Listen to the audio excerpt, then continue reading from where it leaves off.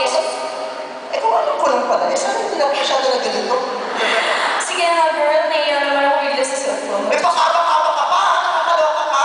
Matutulog ka lang, nagtatikit ka pa. Ano ka ba?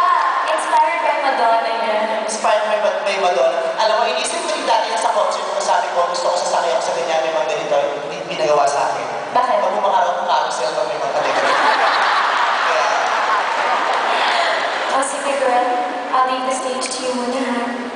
I'll just change. thank you so much for at least nag-perform ka bagong talagang concert ko. Ilang oras ka rin nagpakapagod para sa gabi ito. Maraming salamat ha. Tantangkad mo! Hindi ako matangkad, maliit ka lang. Huwag mo isinisisi sa akin ang inaano ko na tingin-tingin ko ang bata kaya sa mga nakahabol ka sa akin.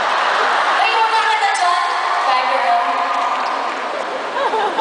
Bastos na kami. Alas. Kaya roar! Good evening, Batang People! Sa Ilaga! Ang daming tao! Sabi ko, matalino talaga ito si Ann. Sabi ko, kailangan makasiguro tayo maraming tao sa concert ko. Kailangan gawin mo yung ginawa ko. Sabi niya, ano yung ginawa mo? Isinabay ko sa El Shaddai. Ang nakakapuno na lang kung ganito kalalaking venue ngayon, eh, El Shaddai. Ang hirap-hirap na magbenta ng ticket, no? Nakakaloka dahil sa hit ng buhay, pero nagpapasalamat ako, sinuportahan niyo itong kabaliwan ng kapatid ko. Maraming salamat